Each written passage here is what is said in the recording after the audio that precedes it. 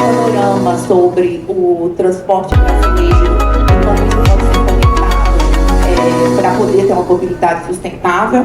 E a gente tem aqui também a professora Flávia da Unicamp, que tem um laboratório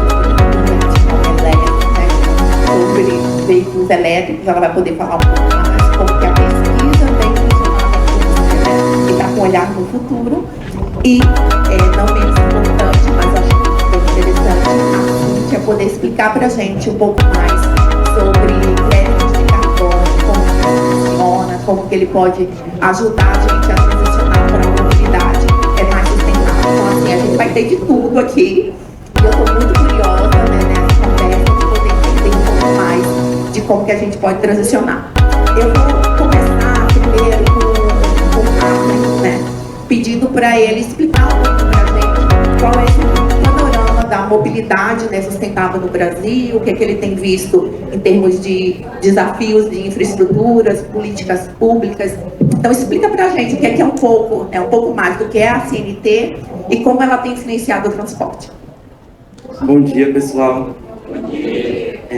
Gostaria de começar agradecendo o convite da CITER, da conferência, em nome do presidente do Sistema Transporte, Dr. Wander Costa, e dos diretores executivos da CNT, Bruno Batista e Fernanda Rezende. Eu sou Raflin, sou engenheiro de energia, formado pela Universidade de Brasília. Trabalho na gerência ambiental, né, da Erika Marcos, gerente Erika Marcos. Para quem não conhece, a CNT é a Confederação Nacional do Transporte. Ela confedera as empresas de transporte. Então, as federações de transporte no Brasil todo, elas estão sob o guarda-chuva da CNT, né, que representa essas empresas de transporte justamente perante ao governo federal. A CNT, o seu guarda-chuva, tem mais de 165 mil empresas sendo representadas, empresas de transporte, que geram aí mais de 2,6 milhões de empregos. Então, é um setor que é importante para a economia nacional. E é um setor que é energo-intensivo. A gente fala que é um setor que utiliza muita energia para realizar suas atividades, né? E essa energia justamente vem de origem fóssil, né? Que é o diesel, o óleo diesel.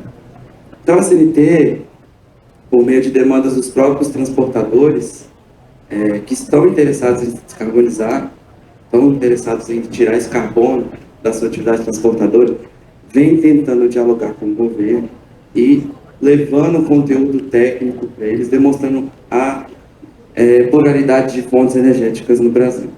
Então, o que a CNT acredita? Que para descarbonizar o transporte, principalmente o transporte rodoviário, longas distâncias, a pluralidade de fontes é o caminho. Quando eu falo pluralidade, é ter uma prateleira, né, lá quando o veículo for abastecer, várias fontes energéticas que se adaptem a um caso específico de cada transportador. Então, o que a CNT tem feito? Ela tem lançado conteúdos técnicos justamente sobre essas fontes energéticas. Então, a gente lançou biometano, né, com a fonte gasosa, e porque ela transforma um passivo ambiental, que seria um resíduo orgânico, um resíduo sólido urbano, em um ativo energético, com alto conteúdo energético e de alta capacidade de descarbonizar o transporte. A gente lança biometano, a gente lança a eletromobilidade também, no transporte. A gente fala também sobre o hidrogênio renovável. E por último, né, na última edição que a gente lançou sobre o diesel verde. São as 4 fontes que a gente está trabalhando. Então, o intuito da CNT é justamente levar esse conteúdo técnico aos transportadores. Eles têm dúvidas, eles não sabem como é que eles podem descarbonizar. Claro que existem travas, né? Nessa publicação que a gente chama Série CNT Energia no Transporte, a gente demonstra o aspecto legislativo nacional, as aplicações no modo rodoviário, né, de caminhões e ônibus, de cargas e passageiros. Nós demonstramos também os aspectos positivos e negativos, o que ainda está pendente para essa fonte energética ser embalada aqui no Brasil. Então, é interessante porque quando eles olham essas publicações, eles veem que existem possibilidades para se descarbonizar, e não só uma, né?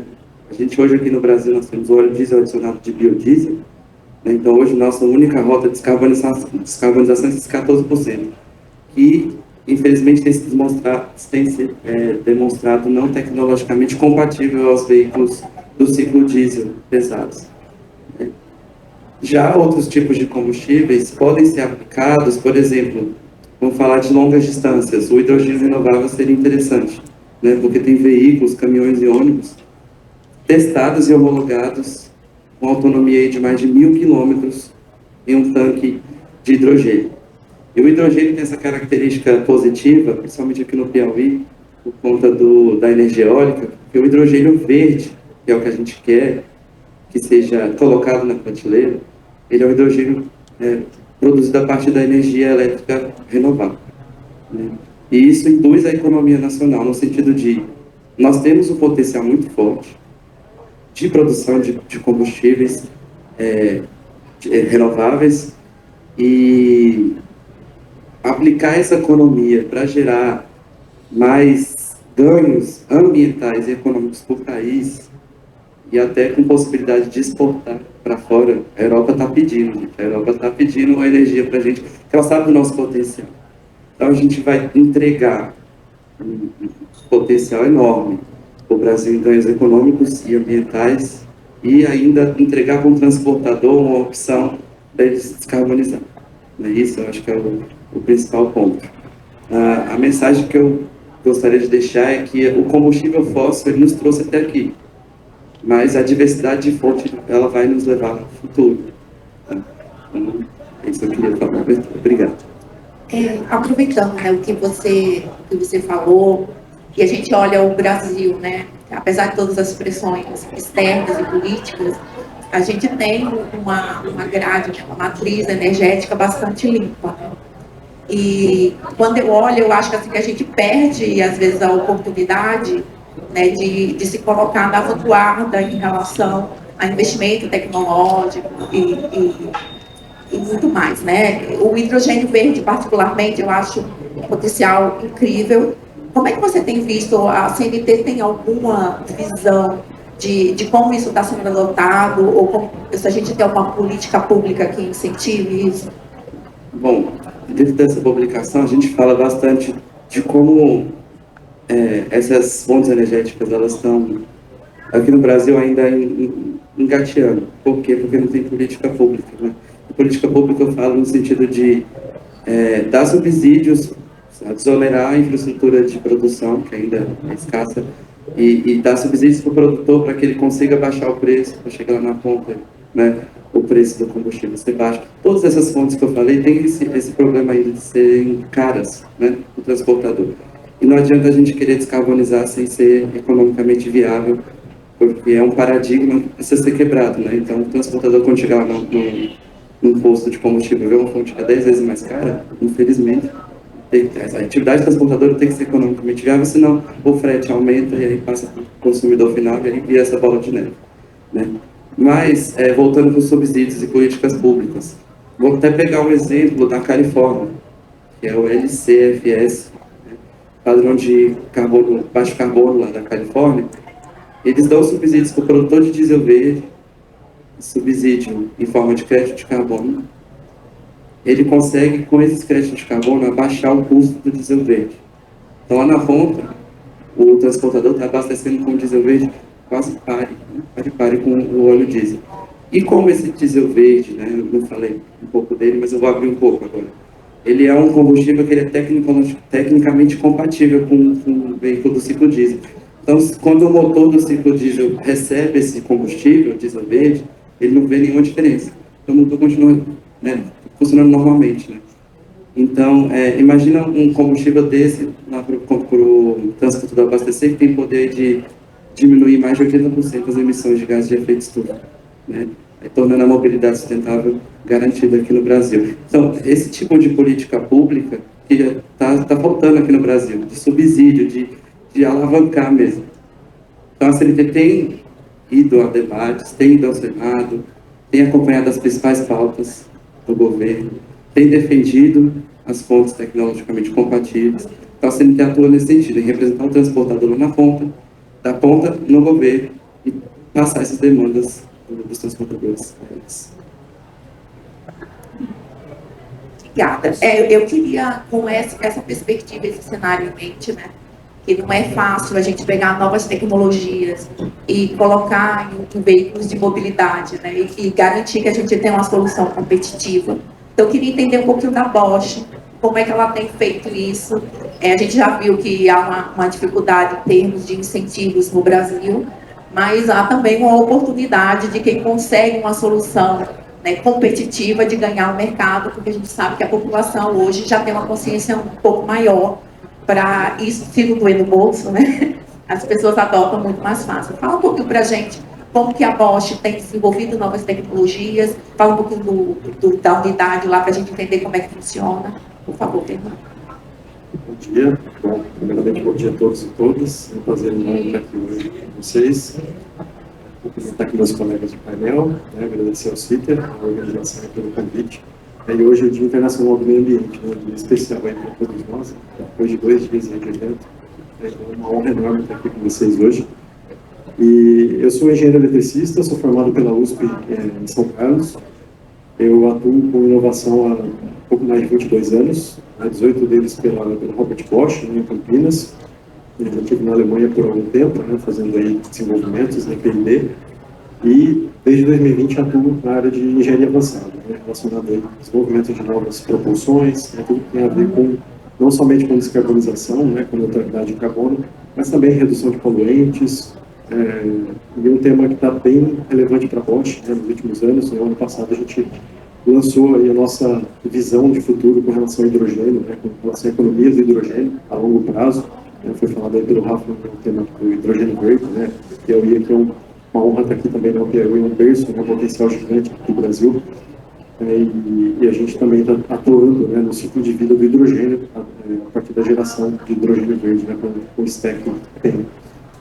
E falando um pouco sobre mobilidade, né, a visão da Bosch, né, acho que eu vou chegar lá na questão de a gente ter tecnologias que são realmente affordables, né, que a gente consegue realmente assegurar para a sociedade que a gente tenha realmente uma sustentabilidade.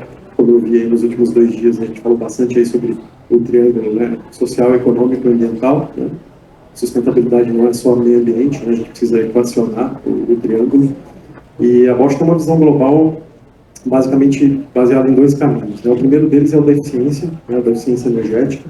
É um tema, não é recente, né, na mobilidade, né, na indústria automotiva, que é a gente buscar cada vez mais a propulsão, né, que é o vetor aí principal, né, do veículo, uma propulsão cada vez mais eficiente. Então ela passa aí pela hibridização, né, da gente continuar desenvolvendo tecnologias de hibridização de baixa tensão, né, o que a gente chama de mild hybrid, de 48 volts, o híbrido forte, né, o strong hybrid, aí, com uma tensão maior de bateria, o plug-in, uma hibridização que a gente consegue, seria uma hibridização flex, né, que a gente consegue usar tanto propulsão, né, o motor a combustão interna, e também carregar o veículo, né, com eletricidade, passando aí também pelo próprio veículo elétrico, né, uma alavanca muito importante para a gente, para a descarbonização, uma alta eficiência, né, com relação à propulsão, e não menos importante, a célula de combustível, né, a hidrogênio. Então, esse é o caminho, né, a gente costuma chamar o caminho de cima, né, o caminho da eficiência energética.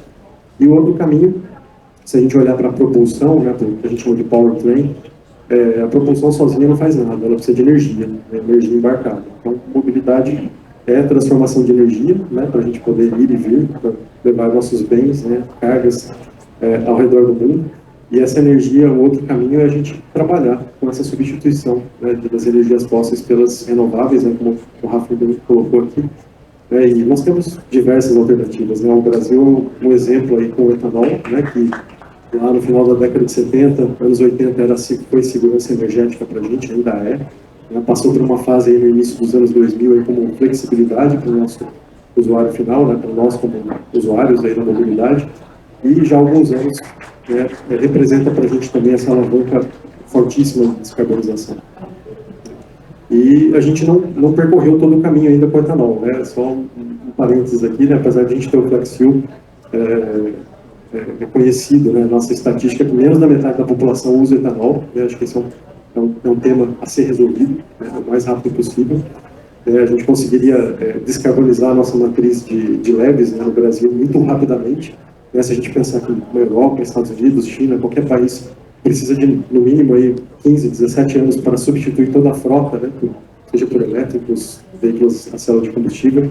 O Brasil poderia, em 2, 3 anos, né, subir o percentual de uso de etanol nos veículos de passeio e ter uma matriz super descarbonizada, né, de baixo carbono, como já é hoje, né, uma referência que poderia ser muito mais rápida, né? Mas não é só o etanol, né, como o Rafa colocou, né? Temos o biometano, temos o HVO, né, o próprio biodiesel, aí, o percentual aumentando nos próximos anos, né, para chegar até no P20. Então, esse caminho de combustíveis alternativos ele é muito relevante para a mobilidade, independente do nicho, né, independente do modal. E o hidrogênio, né, como foi falado, a Rafa também colocou muito bem, não é só em célula de combustível, né, que a Bosch vê o futuro com o hidrogênio. O hidrogênio também no motor a combustão, né, a combustão não é a vilã, né, da descarbonização. A gente pode sim queimar o hidrogênio de uma forma, se o hidrogênio for de baixo carbono, né, começando aí por motores estacionários, né, geradores, veículos comerciais, né, quem sabe no futuro também veículos a combustão com hidrogênio, veículos de passeio, talvez uma tendência mais a longo prazo, né? E eu acho que nesses dois caminhos, nessas duas rotas, eu gostaria de salientar alguns pontos, né? O primeiro deles não existe uma tecnologia única, né? A gente precisa avaliar onde está a energia renovável, onde está a energia limpa, né? O que cada país tem para contribuir com o tema. Então, se um país tem uma única solução, né, que seja a eletrificação, seja o hidrogênio, né, cada país tem um DNA, a gente precisa olhar por essa perspectiva. Não é uma evolução linear, né, a gente não fala de subir os degraus aí da eficiência energética ou de migrar de combustível alternativo para combustível alternativo. A gente vai ter uma coexistência por muitos anos, né, de todos eles, né, a gente precisa olhar de forma ampla, né, para cada aplicação. E um tema muito relevante, né, que é a base de tudo que a gente está discutindo, a energia precisa ser renovável, né? Tanto a eletricidade quanto os combustíveis precisam ser de baixo carbono. Então, eu gosto de dar o exemplo, né, não adianta hoje a Polônia substituir todos os veículos a combustão por veículos elétricos, a matriz energética, a matriz elétrica da Polônia, a base de carvão, né, na sua maioria. Isso não vai resolver, a Polônia não vai estar fazendo a contribuição dela com relação à neutralidade de carbono, né, para a mobilidade. Então, a gente precisa realmente olhar onde está a energia renovável. Outro tema importante é ciclo de vida, né? A gente precisa olhar para o ciclo de vida como um todo, né? Então, novas tecnologias sendo realmente lançadas, né? A Bosch, as suas tecnologias de célula de combustível, né? Máquinas elétricas, todas elas já focando em reciclabilidade, usando materiais de baixo carbono. Então, é preciso cada vez mais que toda a cadeia, né? Governo, indústria, academia, olhem sobre a perspectiva do ciclo de vida. E o desafio é grande, né? Essa é só uma visão.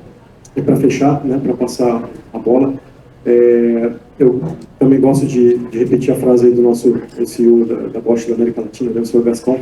Eu gosto de trazer assim: o Brasil possui o baralho de cartas completo, né? A gente, diferente de alguns países que tem uma ou duas alternativas, né, a gente tem várias, né? Então aqui há um potencial enorme, né? A gente está vendo aqui no Piauí, no Nordeste, na questão do hidrogênio verde. Eu já citei o etanol. Então, o Brasil possui um baralho de cartas completo. A gente precisa aproveitar o melhor dessa oportunidade que a gente tem, né? E não simplesmente receber tecnologias de outros países como se fossem as únicas alternativas, né? Mas realmente desenvolver a indústria, a academia, né? Profissionais aí para o futuro, para que a gente possa realmente continuar na vanguarda da mobilidade sustentável. Obrigada. Acho que esses dois pontos que me chamaram bastante atenção que você falou é o fato do passivo que a gente ainda tem de automóveis, né? A gente não pode esquecer disso. Quando a gente fala de eletrificação e a gente está em um país em desenvolvimento, a gente pensa como que eu posso ter um efeito realmente escalável, né, no meio ambiente se os veículos elétricos continuam sendo veículos de luxo, né, e não estão, né, disseminados na população. O que faz mais sentido a gente adotar tipos de combustíveis que sejam limpos, mas que façam sentido para a nossa economia, nossa cultura, a condição em que estamos, né? E aí vem, adoro, né, usar o combustível etanol, que já foi muito famoso no passado e hoje, né, não tem tanto incentivo assim. E aí, quando eu olho em relação à infraestrutura, eu penso, né, eu gostaria que o professor Leandro desse um pouquinho de perspectiva nisso, de que uma vez que a gente põe mais veículos elétricos, a gente vai conseguir mais energia elétrica. E a gente já viu alguns, né, apagões, algumas necessidades de infraestruturas mais sustentáveis. Não é só uma questão da gente ter hidrelétrica, mas é isso chegar na ponta de forma que impacte toda a população.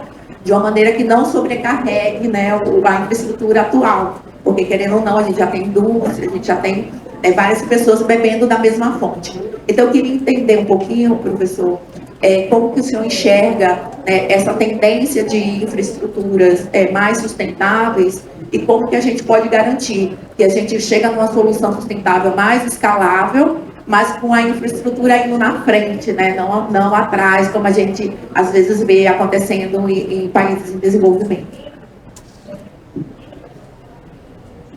Obrigado. Primeiro,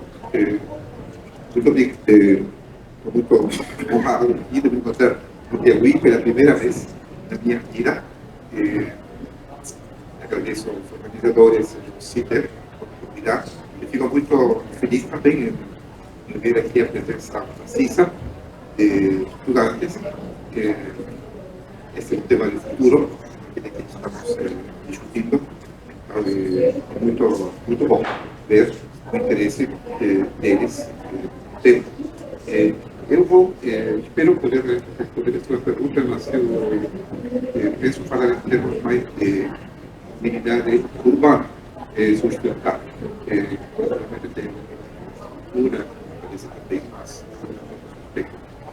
da infraestrutura que não só a cidade, sobre primeiro, talvez isso, pensando na presença aqui de estudantes, eu vou falar um pouco sobre como eu cheguei até aqui. Eu originalmente sou matemático. E depois, assim, de algum tempo de praticar matemática bem pura, difícil até explicar para as pessoas de que se trata.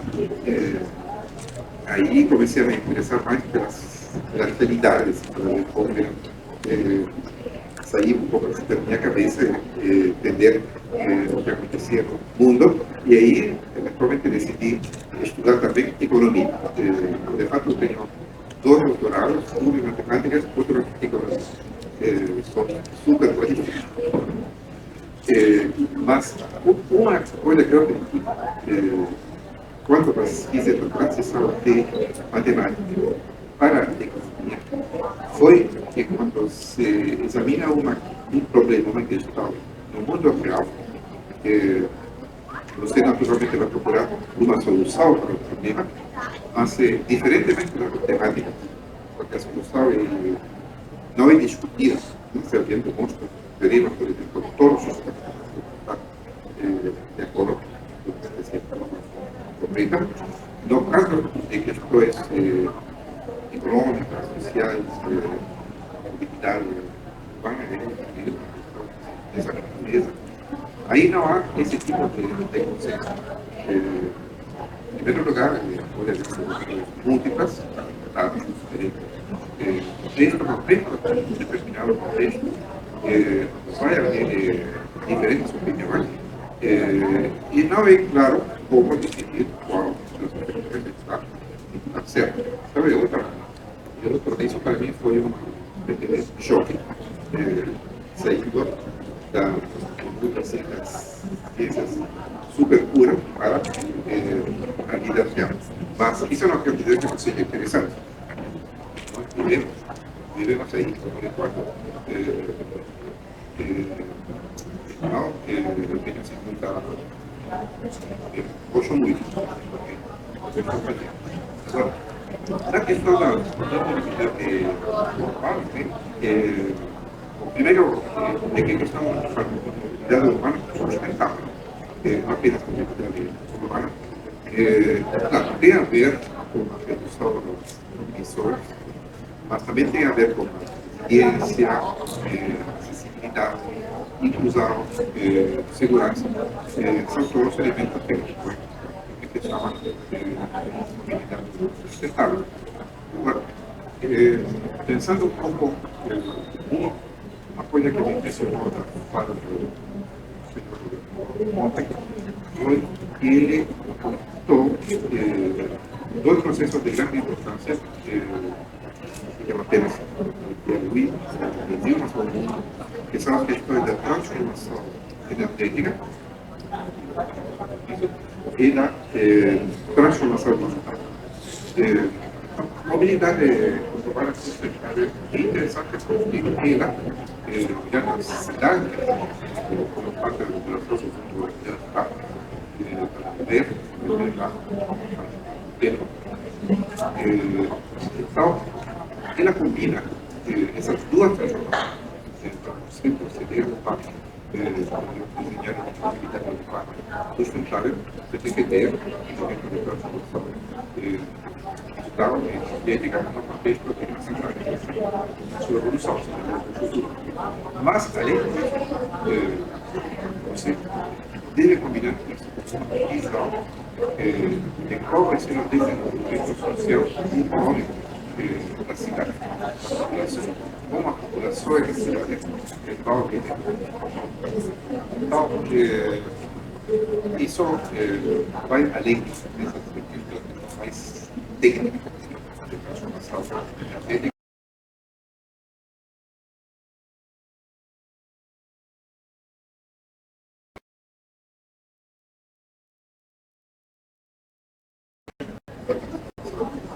Envolve questões que chegam a ser inclusive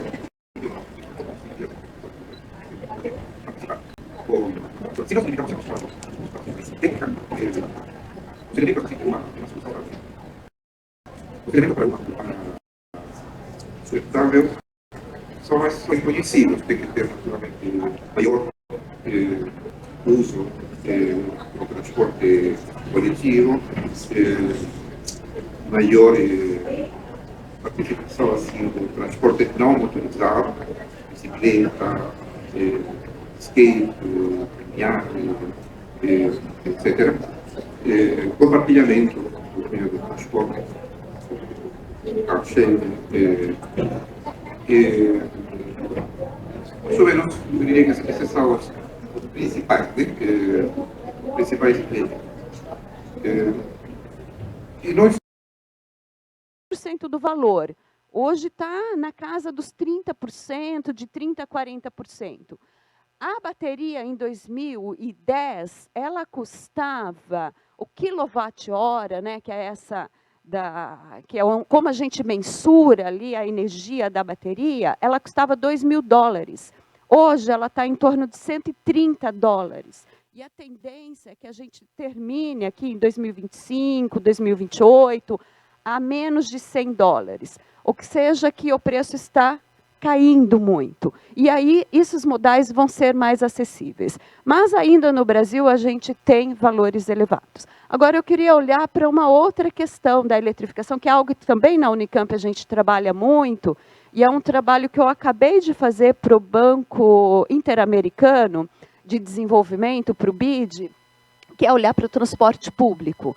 Então, eu perguntei para vocês, quem já andou de um veículo elétrico? Aqui em Teresina, a cidade acabou de adquirir 30 ônibus elétricos, que vão chegar aqui, viu, pessoal? Quem anda de ônibus aí, logo vai poder circular com ônibus elétricos. E por que é muito importante a gente olhar para a eletrificação do transporte público? Porque eu acho que aí é que a gente tem muitos ganhos para a sociedade.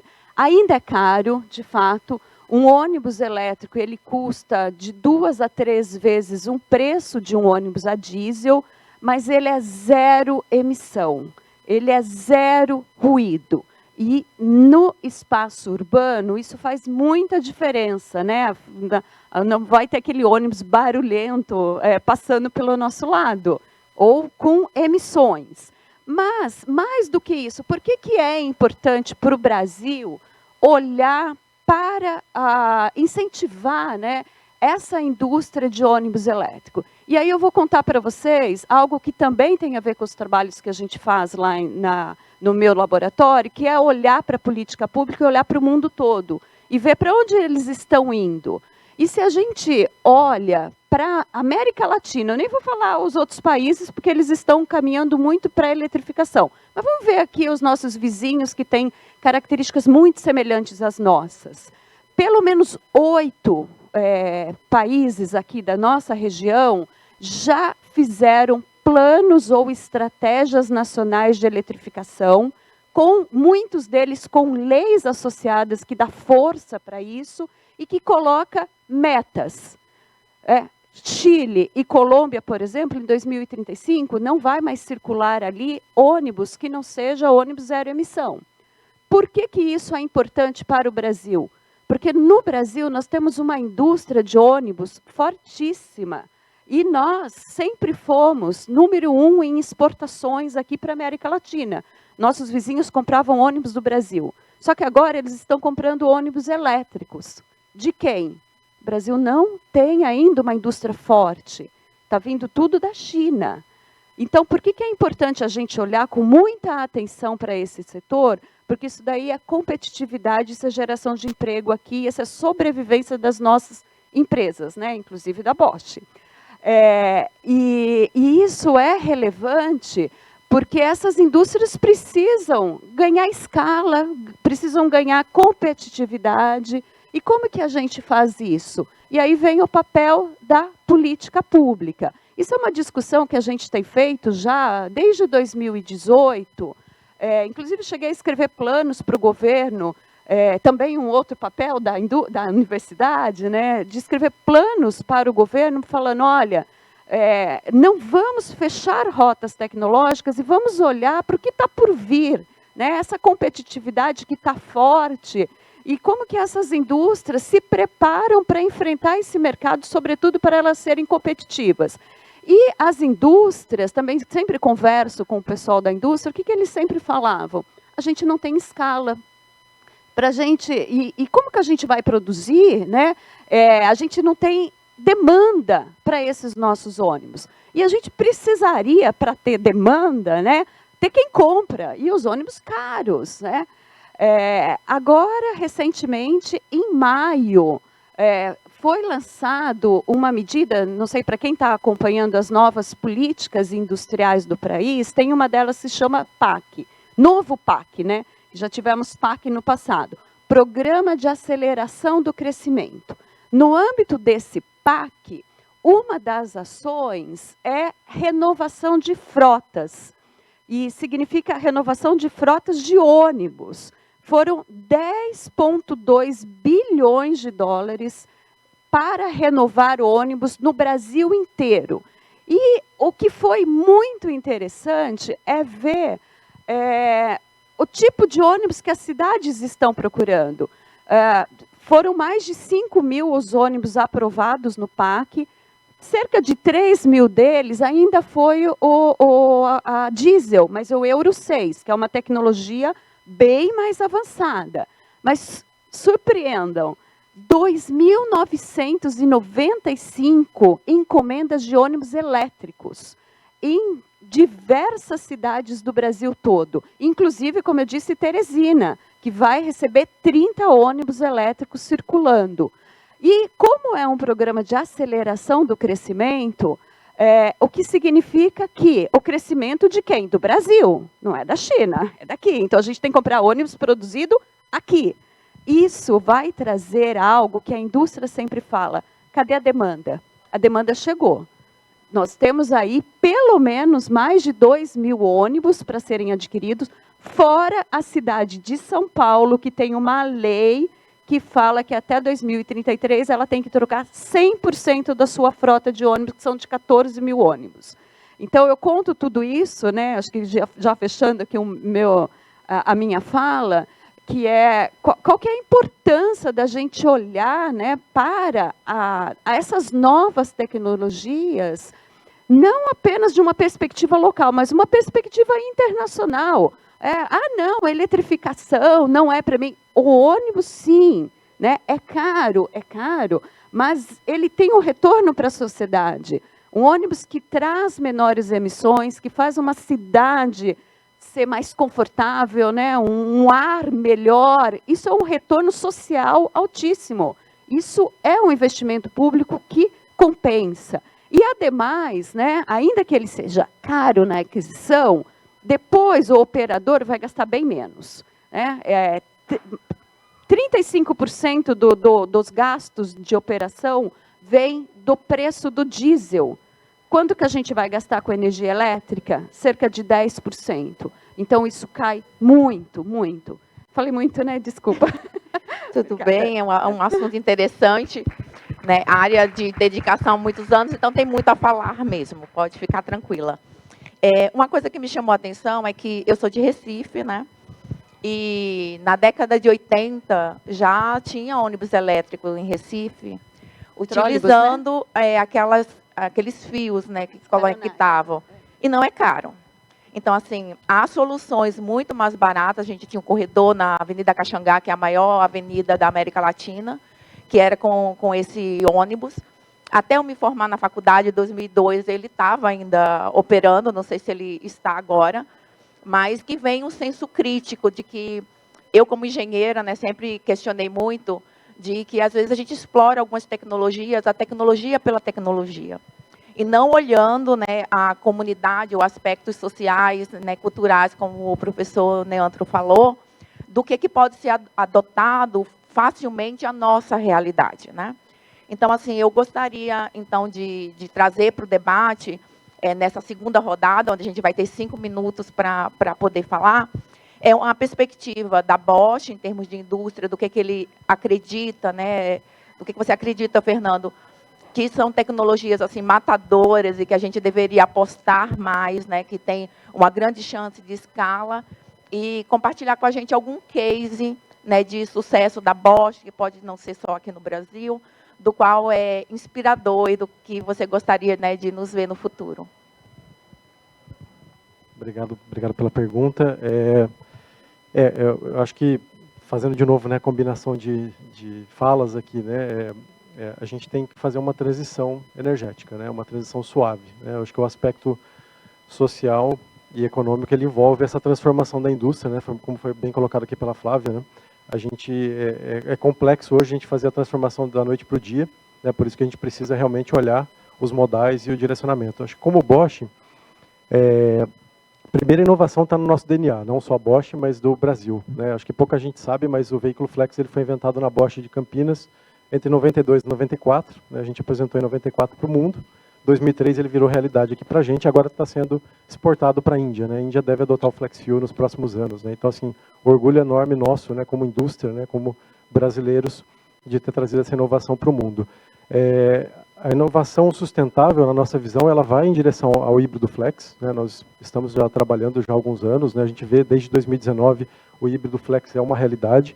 É um incremento, sim, de custo, né? A gente sabe que tecnologia custa, como foi colocado aqui pelos colegas, né? A gente precisa investir, precisa de investimentos não só da indústria, mas também do governo. E desculpa interromper, Fernando, mas você podia explicar um pouquinho mais o que é esse híbrido flex?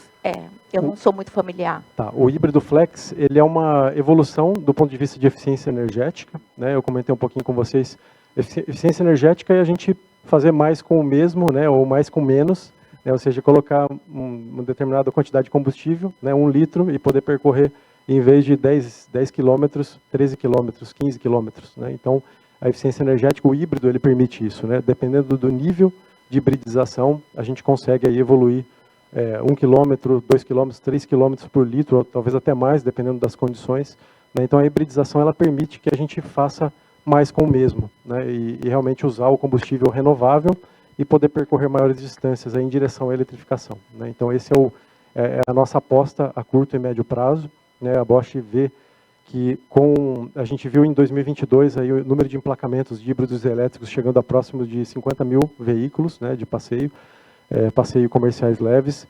Esse número chegou já a quase 100 mil em 2023, né, então a gente teve aí dobramos, né, a nossa produção local, e a gente vê que em 2030 a gente deve ter aí um aumento significativo da produção local de híbridos elétricos na faixa aí um pouco acima de 20% da produção local, né, Brasil e Argentina.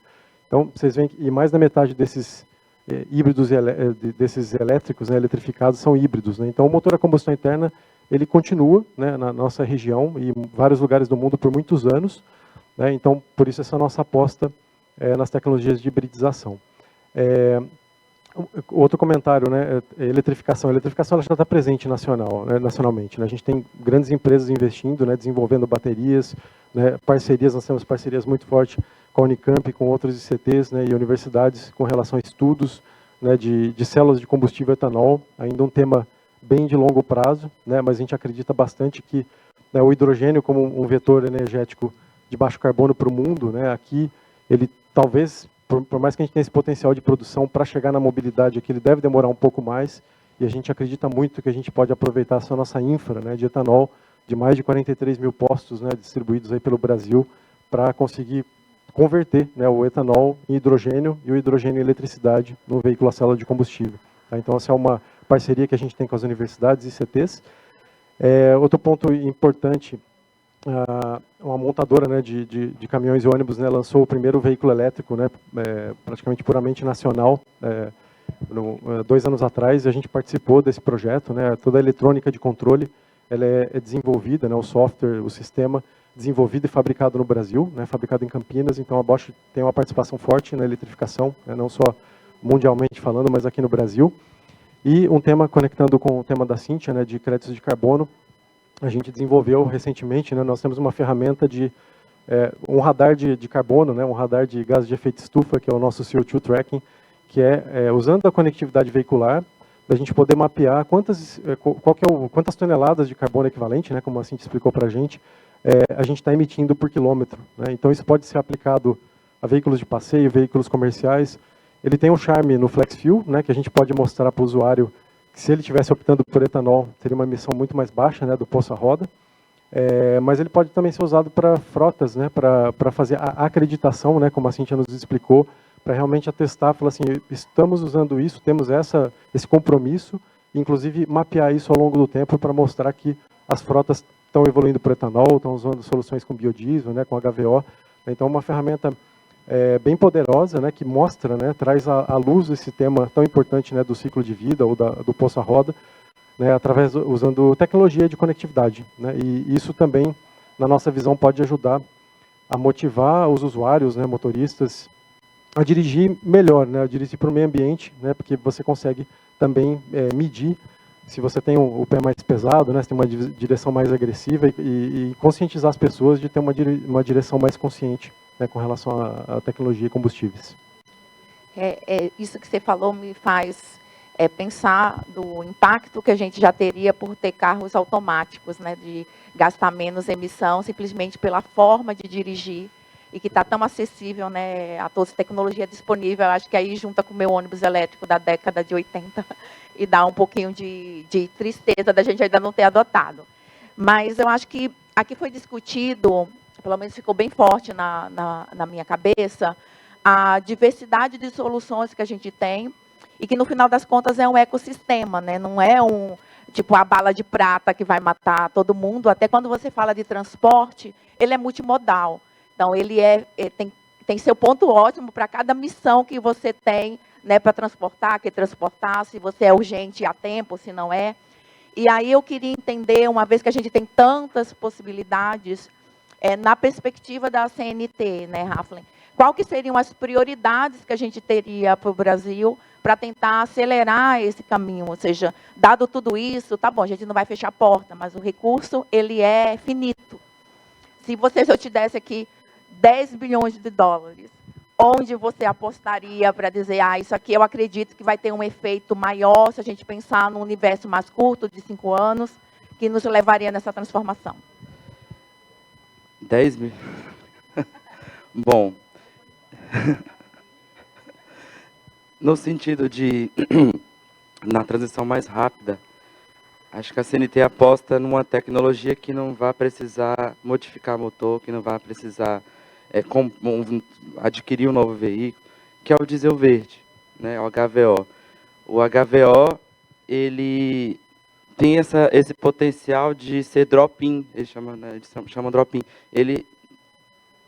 Você abastece o veículo com um HVO, com óleo diesel. HVO, gente, é óleo vegetal hidrotratado. Então, pega-se os óleos vegetais, que é a mesma biomassa utilizada, né, matéria-prima utilizada na produção de biodiesel, só que tem uma etapa a mais, que é inserido o hidrogênio, né, aí ele hidrotrata esse óleo vegetal, e no final só é uma molécula idêntica ao óleo diesel. Então, nesse sentido de transição rápida, de transição energética mais acelerada, por não precisar de renovar as frotas, acho que o óleo diesel verde, né, o diesel verde, ele é a solução mais a melhor solução nesse curto prazo. Mas, claro que ainda tem, né, que se levar em conta que alguns desafios precisam ser superados para que essa fonte energética ela seja implementada no Brasil, que, tendo em vista que esse processo de produção de HVO ele é um pouco mais complexo do que de outras fontes energéticas líquidas, o preço na bomba vai ser maior, né? Então, acho que, aliado a isso, a uma transição mais rápida com o diesel verde, viria a necessidade de mais políticas públicas de incentivo à infraestrutura e incentivo ao transportador mesmo em adquirir esse biocombustível, né? Então, eu acho que hoje seria o diesel verde, mas pensando a longo prazo também, temos o hidrogênio, temos a eletromobilidade, que já está no contexto urbano, né? Fundamental. Para longas distâncias vai ser um pouquinho mais difícil. E o biometano para os veículos a gás. Acho que é isso. Então, indo ainda nesse tom de aceleração, né, agora fiquei pilhada, gostaria de perguntar à Cíntia o que é que ela vê como perspectiva, talvez um modelo que já tenha sido usado em outros países, para convencer a indústria e a nós, como população, a enxergar o valor que o crédito de carbono pode trazer para poder acelerar o desenvolvimento dessas tecnologias que fazem mais sentido para a gente dizer que estamos como uma sociedade evoluída, né? Porque, assim, eu, como engenheira, geralmente digo assim, o problema do meio ambiente faz parte do problema de engenharia. Você não tem, você também, como engenheira, se você não utiliza os recursos, né, naturais da melhor maneira, ainda há uma grande oportunidade de evoluir. Então, olhando a gente agora não no aspecto técnico, mas no aspecto social, humano, o que seria, vamos dizer, o incentivo da cenoura à frente para a gente tentar aplicar isso na sociedade, compreender, talvez citando algum exemplo que você já viu em outros países? Ela realmente está... Agora você pegou uma aceleração muito boa, eu estou adorando as perguntas. Deixa eu ver como eu posso começar. Acho que é bom começar com alguns dados interessantes. No Brasil, o nosso modal rodoviário, ele é responsável por transportar praticamente 75% de todos os bens nacionais. Então, a gente está falando de muita coisa, e muita coisa voltada ao modal rodoviário, né? E eu acho que o modal rodoviário ele é o mais desafiador. E o Brasil também tem a questão de ser um país de dimensões continentais. Qualquer viagem que a gente inicie em Manaus e termina ali em São Paulo, a gente está falando aí de mais de 3.000 quilômetros rodados. Então, a gente precisa pensar em tudo isso também, nesse impacto, né? Enfim, de tanto modal e também na questão de distâncias e nas questões específicas de cada local. Porque se a gente for pensar em soluções que vão impactar a sociedade e também o meio ambiente de forma positiva, a gente precisa entender as necessidades locais de cada cidade. Por exemplo, aí eu vou para um exemplo que eu realmente vivi. Ano passado, eu fui selecionada num programa da Embaixada Americana, né, de empreendedorismo, e eu passei 2 meses nos Estados Unidos estudando essa área de sustentabilidade no transporte. E aí eu tive a oportunidade de ir para uma cidade chamada Portland, em Oregon, que fica lá do lado esquerdo, assim, bem na pontinha dos Estados Unidos, lado esquerdo. E eu vi aquela cidade assim já funcionando no futuro. Gente, eu cheguei no aeroporto e eu não precisei pegar carro. Eu paguei $3 em uma passagem de trem, que na verdade é um metrô de superfície. Horas ele é de superfície, horas ele realmente vira metrô. Então, eu paguei $3. Com esses $3, eu poderia rodar a cidade por 5 horas. Eu usei esse metrô, que é elétrico, né? E ele me levou do aeroporto ao centro. Do centro, eu poderia pegar outro ônibus elétrico. Então, eu pude conhecer a cidade completa apenas com transporte 100% limpo. Eu fiquei impressionada com isso, né? Aí, com relação a crédito de carbono, como é que ele poderia auxiliar nesse processo da transformação? Eu vejo muito o crédito de carbono entrando como algo paralelo, não algo principal. Aí é uma opinião pessoal minha, porque ele é algo que pode fomentar financeiramente as tecnologias que estão vindo. Quem sabe ele pode ser um parceiro para reduzir os custos, né, de produção dessas novas tecnologias. Porque a gente pode nos transformar nos geradores, né, dos créditos de carbono a partir das nossas tecnologias sustentáveis em energia renovável, e a gente pode vender esse crédito de carbono e aplicar esse investimento da venda em redução dos preços e também na parte social, que eu acredito que é extremamente importante a gente vincular esse mercado de carbono com parte dos investimentos recebidos a serem colocados no lado social, de fato. Professor, acho que aproveitando, né, a fala e a provocação que o senhor fez no começo, e olhando até a nossa plateia, que são pessoas mais jovens, né, como o senhor acredita, ou a sua visão em relação a essa transformação urbana, como que ela poderia estar aliado com esses fatores humanos, tanto do ponto de vista de educação, não só os modais possíveis, mas como que por onde a gente deveria começar? Qual é o ponto que o senhor acha, assim, olha, se for por ali, tem mais chance de dar sucesso? Qual a sua perspectiva em relação a isso? Obrigado, Zu. Claro, essa é sempre uma questão, assim, o que fazer, né? Porque você tem todo um diagnóstico, assim, como proceder, e você não pode, naturalmente, não pode dizer, é muito complicado, não vamos deixar que as coisas aconteçam aí da forma natural, que, aliás, tem muitos que fazem isso, né? Mas nesse papel, claro, o papel das políticas públicas, né, que Flávia ressaltou, é muito importante, e ali, no caso do Brasil, eu acho que é muito positivo que o governo federal ele está dando maior importância ao transporte coletivo do que ao transporte individual, né? Não há assim muito em termos de políticas públicas para a disseminação de veículos elétricos, por exemplo, mas tem no PAC, né, no Programa de Aceleração ao Crescimento, no novo PAC, tem aquele valor que é significativo para revitalização das frotas urbanas, e aí tem uma parte para veículos elétricos e uma parte para veículos de diesel com tecnologias mais avançadas.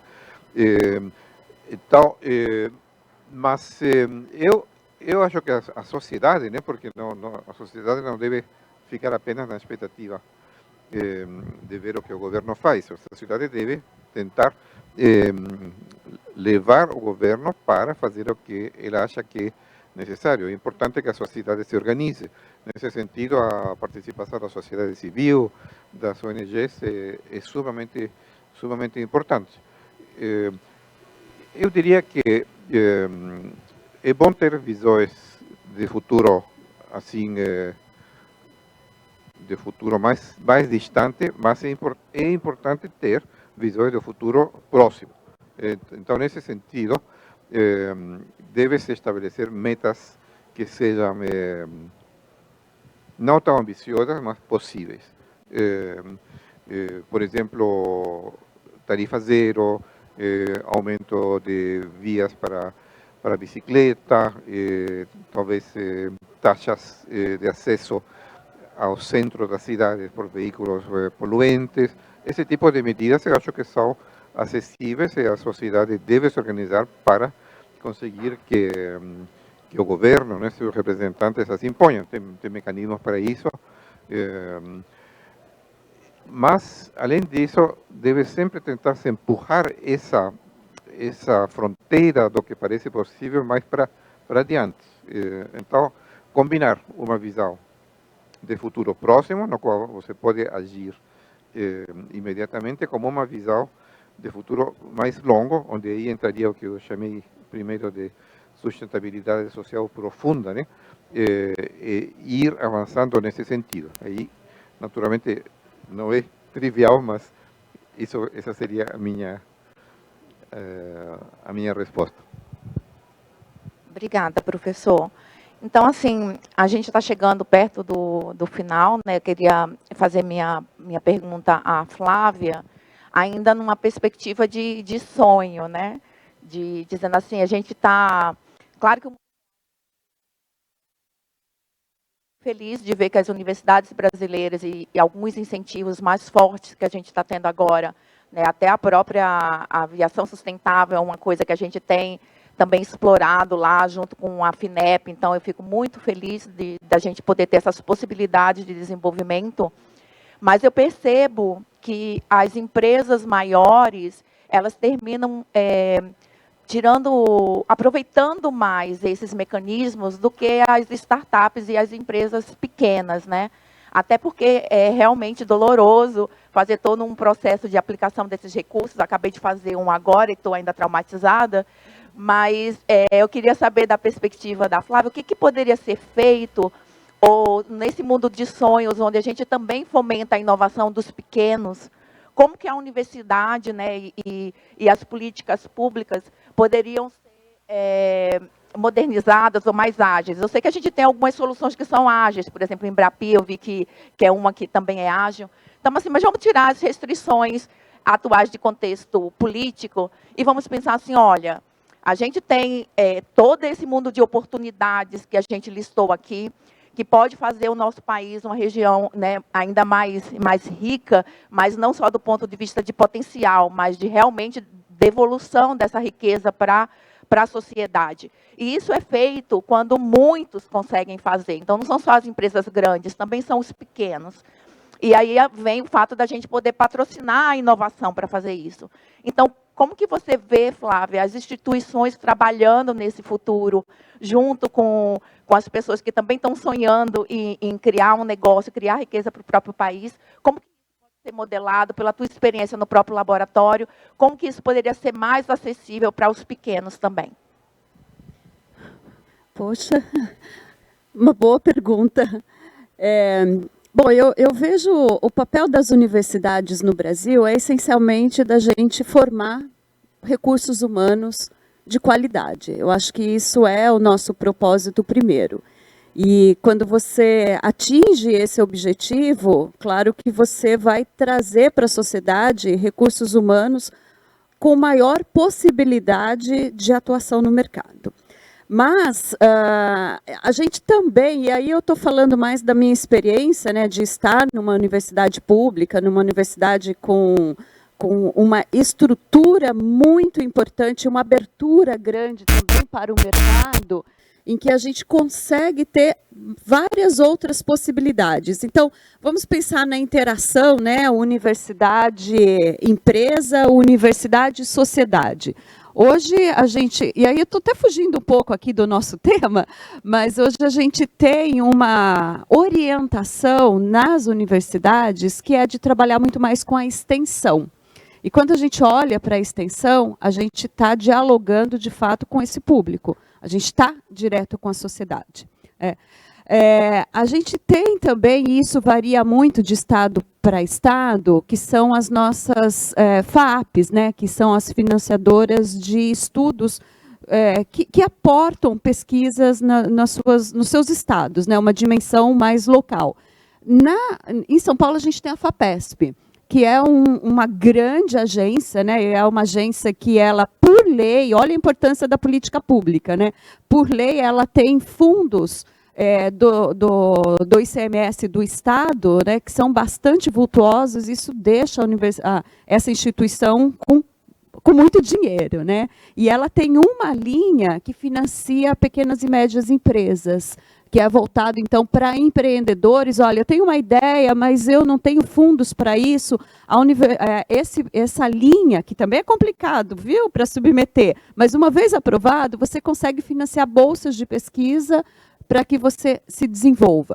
Voltando agora ao tema do transporte sustentável, eu gostaria de citar aqui duas iniciativas que são muito relevantes e que isso abre a oportunidade para vários atores. Uma delas é uma política de projetos de P&D da Agência Nacional de Energia, em que ela sempre faz, né, as empresas de energia, por lei, precisam desenvolver projetos de pesquisa e desenvolvimento, e a orientação recente da ANEEL é que esses projetos que o setor de energia desenvolve tem que ser em redes. E essas serem redes têm cada vez mais trazido, né, atores para participar do processo. E eu tenho acompanhado muito uma chamada recente, que foi a chamada 22, específica para a mobilidade elétrica, e cheguei a estudar muito os atores, né, que participam dessa rede, inclusive orientei mestrado sobre isso, e a gente vê muitas empresas que surgiram e cresceram, inclusive de um ex-aluno meu, que ele se formou, fez o doutorado, resolveu ser empreendedor, conseguiu um projeto de P&D Anel e se colocou no mercado. E aí, também voltando ao tema, né, eu acho que a gente pode falar também de política pública, que é a Rota 2030. A política industrial para o setor automotivo, ela começou em 2018, ela tem metas de ir até 2033, e ela, a cada 5 anos, né, ela é repensada as suas diretrizes, no entanto, uma coisa se mantém, que é recursos para fazer pesquisa e desenvolvimento que as indústrias podem utilizar em parcerias com universidades e com outras empresas. E isso também tem sido uma possibilidade. Nós, lá na universidade, né, inclusive com o nosso colega aqui da Bosch, temos nos apropriado desses recursos, desses fundos, para fazer projetos. Então, mas enfim, eu acho que empreender, né, empreender no Brasil, eu reconheço que há muitas dificuldades, né, mas a gente precisa aí tentar encontrar os espaços. E a universidade tem sido um aliado, principalmente, né, dos recursos humanos especializados, que é difícil para um empreendedor de uma empresa pequena conseguir ter acesso a esse recurso, né? Porque disputa com vários grandes, né, mas a universidade ela proporciona isso. Então, a gente está chegando aqui no finalzinho do nosso painel, e aí a gente tem a mensagem final, que eu gostaria, né, que cada um de vocês, né, dissessem, com a perspectiva...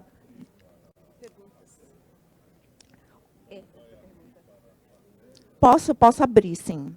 Bom, é que não tinha na estrutura de abrir para a plateia, mas a gente pode abrir, sim. A gente tem um pouquinho de tempo ainda. Temos uns 10 minutos para fazer algumas perguntas, depois a gente fecha.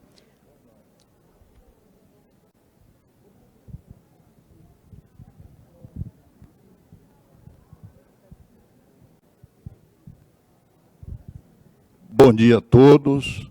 Eu me chamo Rubem Brito, sou engenheiro, sou especialista em planejamento de transportes urbanos, sou um jovem idoso, né? Então, especialista pela COP ainda do Rio de Janeiro e mestre em Energia e Ambiente pela Universidade Federal do Maranhão. Bem, eu queria aqui só dar um dado para demonstrar essa questão da demanda e também colocar assim uma observação que devemos pensar também a mobilidade nos transportes, além da sustentabilidade diante da crise climática, né, e da necessidade da gente baixar essa temperatura, senão nós vamos desaparecer como espécie humana da face da Terra, também nós devemos pensar sobre a seguridade energética. Por isso que é muito importante a diversificação, né, de todas as fontes de energia, até para romper esse monopólio aí geoestratégico dos combustíveis fósseis, do petróleo e do gás natural de petróleo, que é hegemônico, né, e que dita, inclusive, o preço dos outros combustíveis de baixa emissão de carbono. Então, nós devemos também nos espelhar na experiência que nós já tivemos do Proálcool. Por exemplo, meu estado, que é o Maranhão, é um grande estado produtor de álcool, mais de 300 milhões de litros de álcool por mês, mas a frota flex de lá, a álcool e a gasolina, nem 1% é abastecida com o etanol, em razão, né, de quê? Em razão de preço e daquela relação, né, que a gente faz dos combustíveis. Mas eu queria, para encerrar, só dar um dado aqui. Revista Veja, desta semana. E olha que ironia, sobe. Para mim desce. O Brasil se tornou o maior importador mundial de carros elétricos no mês de abril da China. 40.163 unidades de carro elétrico. Aquele carro da BYD está custando R$149 mil. Com todo esse preço, esse é o mais barato, já está 115. Lá no Maranhão está 149 mil, com todo esse custo da bateria. Mas isso, em janeiro, nós éramos o 10º importador mundial da China de carros elétricos. Então, isso aqui, para mim, era para estar na coluna desce, né, para nós brasileiros. Então, daí demonstra a necessidade da gente acelerar, e eu quero parabenizar a todos aqui, sobretudo as jovens, porque aqui parece que, para não ter etarismo, parece que eu sou o aqui de 70, mas parabenizar toda essa juventude, né, das jovens e dos jovens, por ter colocado assim, o dedo nessa questão da mobilidade sustentável no Brasil. Porque quando a gente pensa assim, e tem muitas experiências, por exemplo, eu sou de um setor onde se produz biometano já para uso veicular. A ANP já tem uma regulação de biometano. Imagine a potencialidade que as estações de tratamento de esgoto têm, né, para produzir biometano a partir da biodigestão dos esgotos domésticos, né, no Brasil. E já tem experiências, por exemplo, em Franca. Estação de tratamento de esgoto de Franca já produz gás biometano para uso veicular e já alimenta a sua frota. Ribeirão Preto já tem, Minas Gerais já produzem energia elétrica e fazem cogeração. Enfim, eu só queria destacar isso para demonstrar a diversificação, a integração e também o aspecto da seguridade e joga a bola aqui para a mesa se quiser falar sobre essa questão também da seguridade energética.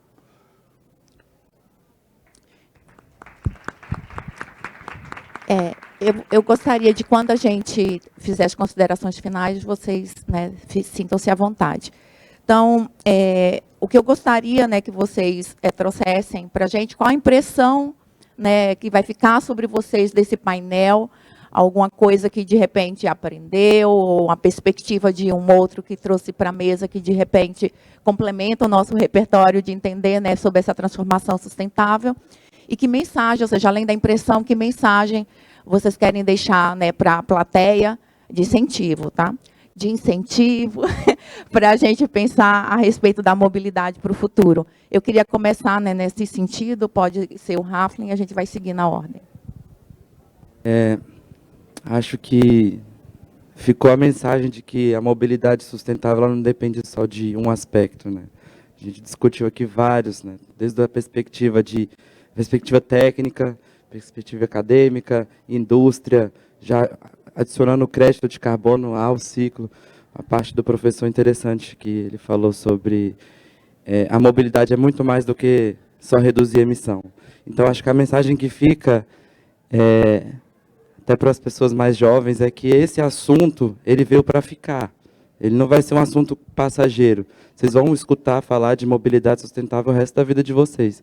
A gente tem um acordo assinado, a gente tem que reduzir as emissões, a gente tem um setor que emite muitas emissões, então a gente precisa trabalhar nesse sentido.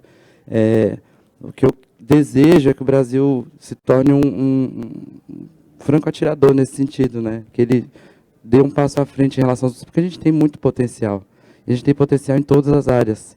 A área humana, a área técnica, todas. Então, acho que o Brasil ele precisa começar a querer mais, porque a gente pode mudar o panorama mundial numa conjuntura nacional, né?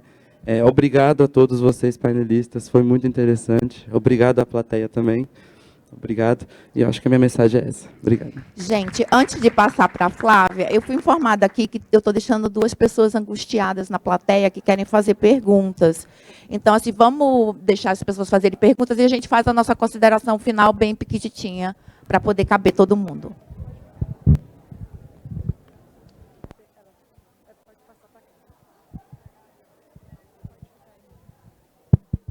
Bom dia. Primeiramente, agradecer à banca, né, pelo excelente debate. E, assim, a minha dúvida é com relação à aviação, né? Muito se foi falado sobre nossos transportes terrestres, mas eu queria saber essa inovação relacionada à aviação, né? Foi citado um pouco da célula combustível. Seria essa a nossa próxima realidade sustentável para a aviação? Eu posso responder, porque eu sou da aviação. Então, eu trabalhei durante 18 anos na Embraer, agora eu estou com uma startup, que é a Moia Aero, e a gente produz soluções sustentáveis para a parte de eVTOL. eVTOL é aquele veículo que decola e pousa feito helicóptero e aí voa como um avião. A gente está particularmente investindo na área de logística, né, para poder modificar e reduzir as emissões para a média distância, né, não utilizar só os veículos rodoviários, como a Cíntia falou bem. Então, a gente tem soluções que são totalmente elétricas, mas que aí pega o problema de resolver a necessidade de ter um maior alcance, né, do cliente. Então, a gente está indo semelhante ao que a Bosch mesmo falou e apostando, né, o Raflin falou nisso, também na hibridização. Então, a gente enxerga como motores híbridos, né, da gente ter uma propulsão que vai ser de um combustível fóssil, mas menos poluente, com a bateria podendo dar um pouco mais de energia para a decolagem, né? Mas, semelhante ao que a gente falou sobre automóveis, a gente também tem um passivo gigante, né, em relação aos aviões disponíveis, a frota. E um avião ele dura 20, 30 anos, né, e aí passa de mão em mão, aí muda e vira cargueiro e outra pessoa compra. Então, ele vai ficar no mercado durante décadas. Então, imagina quantos aviões estão voando aí pelo mundo. Não dá para a gente dizer assim, vamos trocar isso tudo por hidrogênio, que é uma coisa que eu acredito muito, inclusive para a aviação. Hoje ainda não está muito madura. Então, a gente, né, precisa dar um passo para... principalmente na Moia Aero, a gente enxerga como, igual o professor Neandro falou, a gente tem que pensar também no horizonte de curto prazo, de entregar alguma coisa para a sociedade que já diminua a emissão. Então, nessa estratégia é que a Moia Aero está propondo uma solução híbrida já disponível. Mas, para o futuro da aviação a longo prazo, o hidrogênio também é uma solução. Mas e toda essa frota que está aí? É o que a gente usa, a gente chama de SAF, né, que a gente vai poder mudar o tipo de veículo, e semelhante ao que é usado no biocombustível para caminhões e tudo mais, ele também é compatível com a motorização que a gente tem vigente. Então, a gente vai diminuir a emissão, né, como um todo, lembrando que a aviação contribui só para 3%, né, da poluição de uma maneira geral, não é aí onde está o central, mas isso não exclui a nossa responsabilidade.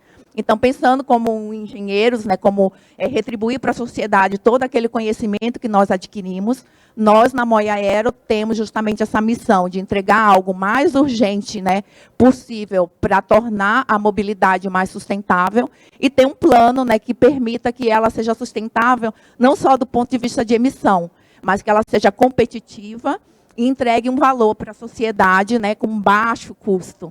Então, a aviação também está nessa jornada e a gente tem muita pesquisa envolvendo isso. Tá bom?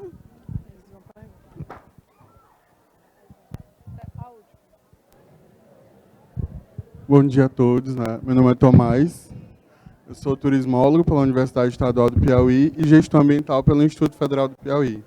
Estamos aqui com os alunos do curso de Desenvolvimento de Sistema, que é uma escola pública do governo do estado, e eles estão agora introduzindo essa parte de sustentabilidade, que é um dos módulos do curso, né? Então, algumas coisas que foram faladas, talvez eles não tenham tanto acesso a essas questões, né? Mas a gente, aos poucos, vamos introduzindo isso no dia a dia deles.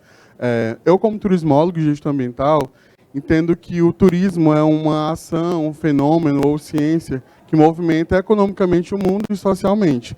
Porém, o impacto do turismo ele é gigantesco. E se as pessoas se movimentam, elas precisam de modais para se movimentarem, né?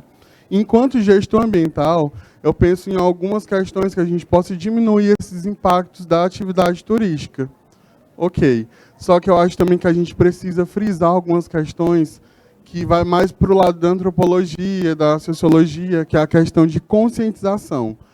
Enquanto você é dono de um modal, de um carro elétrico, você vai pensar mais na questão da diminuição de gasto com combustível. E você, enquanto proprietário de uma indústria ou de uma empresa de ônibus elétrico, você vai pensar também no gasto de compra daquele ônibus. Mas as pessoas precisam entender, principalmente os meninos que são mais jovens, como o Haflin falou, desculpa, que isso vai ficar para as futuras gerações e vai perdurar, né? A gente precisa entender, enquanto ser social, de que o maior benefício não é só a diminuição do custo financeiro, é a emissão de gases, de poluentes, enfim, é algo que vai prolongar a nossa existência aqui e das pessoas que virão, né? Então, eu como professor e como pessoa pensante, eu costumo falar isso para eles, a gente tem a obrigação de passar para os que virão, né, que já estão, que são realidade, na verdade, de que o presente é agora. Aliás, de que o futuro é agora.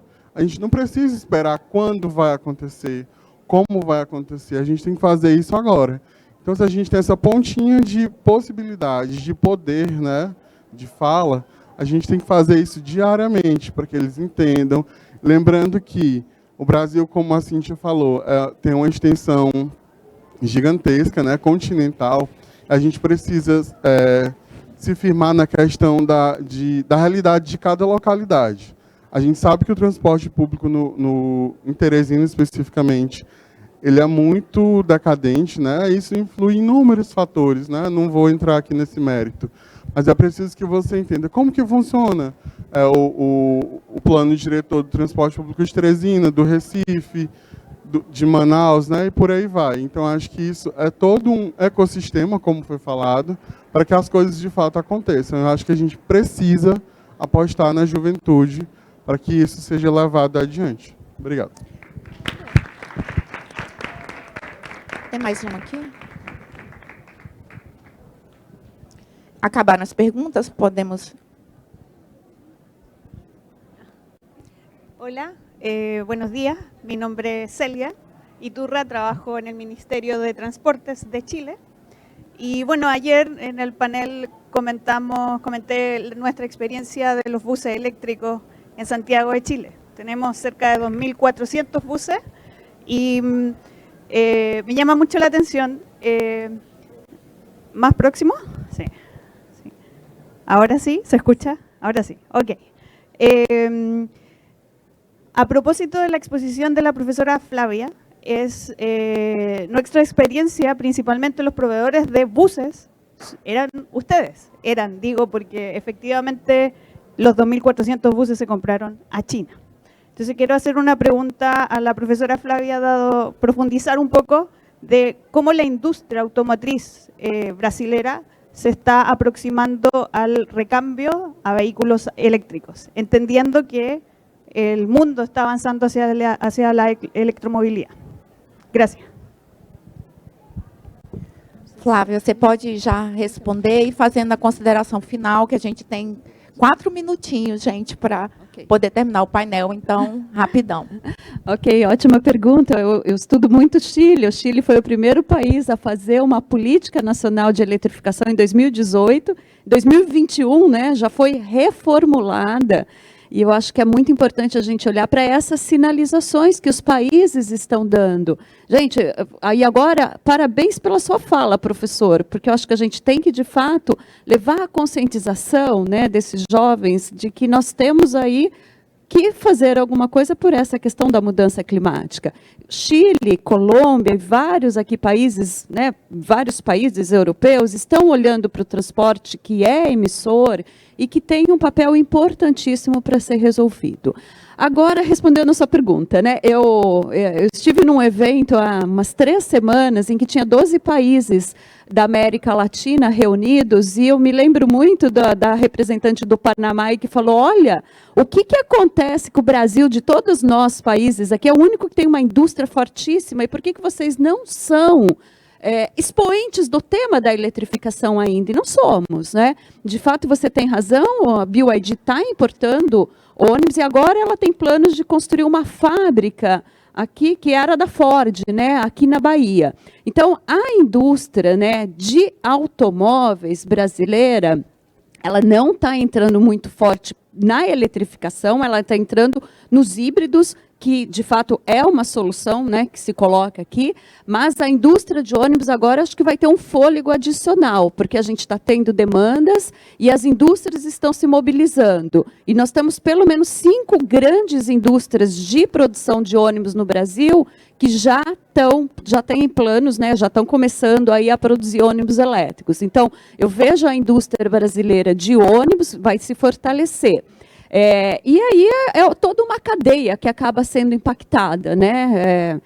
Na medida que isso avança, eu acho que a indústria como um todo ela vai ser adensada, né? Já faço minhas considerações finais, tenho tempinho também? Para todo mundo? Bom, então eu só agradeço, gente, a oportunidade de ter estado aqui com vocês. Bom, para finalizar, bem rapidinho, o que fica do painel para mim é que a gente não pode atuar sozinho mais, colaboração, né, entre todos é necessária. Já foi seu tempo que a indústria automotiva falava, não, eu cuido da eficiência energética, o governo e as indústrias, as empresas de energia que descarbonizem, né, que reduzam as emissões. Hoje não é assim que funciona mais, não vai funcionar mais dessa forma.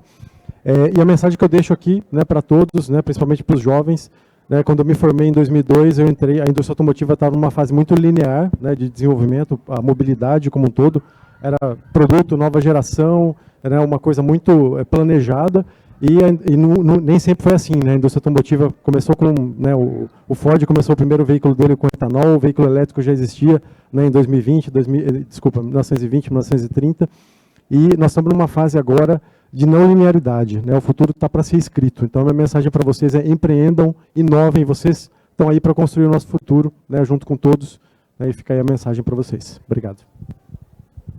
Bom, minha vez. Essa é uma carreira de postas, né? Olha, eu enfatizei na minha fala a importância do que chamei o elefante na sala, né? Essa questão social. Mas eu não quero que vocês não pensem que eu não me interesso nas questões técnicas. Eu, de fato, pela minha formação, né? Até comecei estudando engenharia antes de derivar para a matemática. Eu tenho fascínio aí, vendo as transformações cada vez mais aceleradas pelas quais vamos. Então, minha mensagem para vocês, né, a maior parte do público, jovens aí que têm toda a vida pela frente, naturalmente, tomar como entusiasmo essas mudanças tecnológicas, né? Nós vamos ver daqui a pouco não apenas o VTOL, mas drones, táxis aéreos, assim, mais ou menos como se via naquele filme, o Quinto Elemento, assim, os carros em todos os níveis. Esse certamente é um futuro. Mas não esquecer que tem também a questão da transformação social do país, que deve ir em um sentido mais equitável, em um país com grandes desigualdades. Então, essa seria a minha mensagem. Temos que combinar as duas coisas. Nossa Senhora, tempo esgotado. Bom, gente, o que eu quero deixar para vocês é realmente essa mensagem de se capacitem, é importante.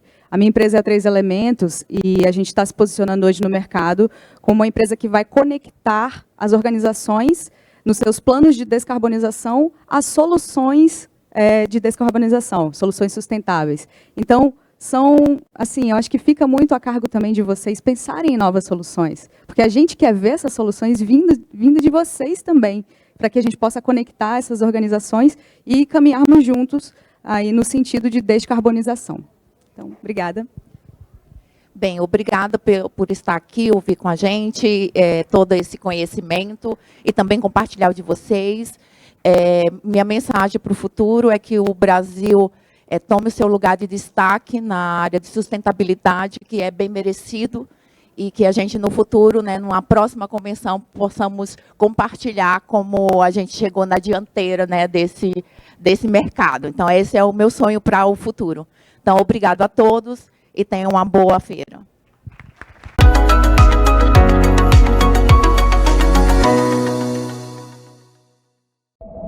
Existe uma pergunta que atravessa a humanidade desde sempre. O que é o futuro? Entendemos que o futuro não é só um lugar no tempo, ou um amanhã que sempre foge. O futuro é a Sandra, o Raul e o João. O futuro é humano, é elétrico. O futuro é limpo, sustentável, renovável. O futuro é solar, sopra com o vento. E é por isso que nos últimos 5 anos, o Banco do Nordeste investiu mais de 30 bilhões de reais em energias renováveis. Isso evitou que mais de 40 milhões de toneladas de CO2 fossem lançadas na natureza a cada ano, o equivalente ao plantio de 3,5 milhões de hectares de floresta. Se somos movidos por alguma forma de energia, que seja a energia do futuro agora. Banco do Nordeste, o banco da energia limpa.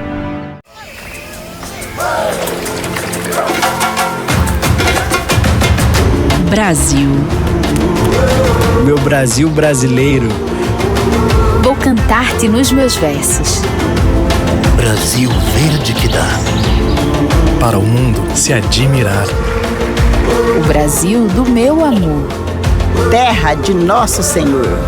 Brasil, pra mim. Pra mim. Pra mim. Brasil. O Brasil que ama sua terra, sua cultura, sua natureza, sua gente, voltou. Voltou para cuidar e fazer mais, muito mais para cada brasileiro e brasileira, unindo cuidado e crescimento, pessoas e desenvolvimento, respeito aqui dentro e lá fora. O Brasil voltou para fazer mais por nossa gente. Brasil, união e reconstrução. Todo ano, milhões de brasileiros têm seus celulares roubados por bandidos. Você vai descobrir como uma capital do Nordeste encontrou a saída para rastrear e devolver aparelhos. No Piauí, uma cidade tem chamado a atenção por causa do número de doutores. Quase 4 milhões de estudantes de todo o Brasil estarão com a prova do Enem nas mãos. Mais de 5 mil candidatos do Piauí viraram a madrugada em um aulão de 10 horas.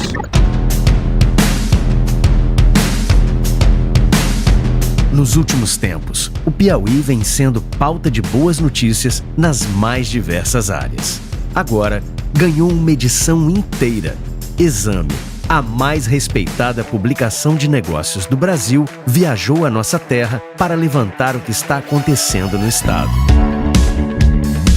No litoral, comprovou as transformações em curso com a entrega da primeira etapa do Porto Piauí e as obras das novas instalações do complexo portuário. A cidade que tem uma cidade portuária, ela vai melhorar principalmente logo na parte de emprego, né? Que é o que a gente mais necessita para ter uma vida melhor, né? Conheceu a produção orgânica dos tabuleiros litorâneos, as operações da ZPE Piauí e seu polo de tecnologia. Com esse boom de startups, a gente tem muito mais condições de trocar ideia, né? De ter mais conhecimento e mais experiência. Viu um estado que é um dos maiores produtores de energias limpas e renováveis do Brasil e que está na liderança da transição energética global com a implantação do maior projeto de hidrogênio verde do mundo. We are announcing the European Union's support to build one of the biggest hydrogen projects in the world in the Brazilian state of Piauí.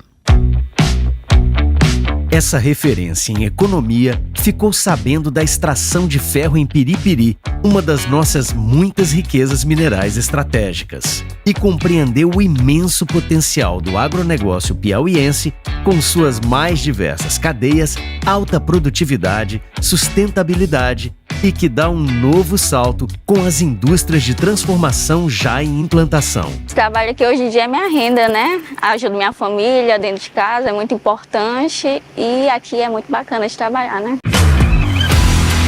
Na pauta da inovação, a edição identificou um audacioso programa de governança digital e modernização da administração pública. A tecnologia facilita processos e o empreendedorismo. Atua fortemente na segurança, oferece serviços na palma da mão dos piauienses, leva consultas e exames aos mais remotos lugares e amplia a participação social na gestão. Fui bem atendida, gostei da doutora. Aí eu já vou sair daqui com a requisição e outros exames para me receber sexta-feira.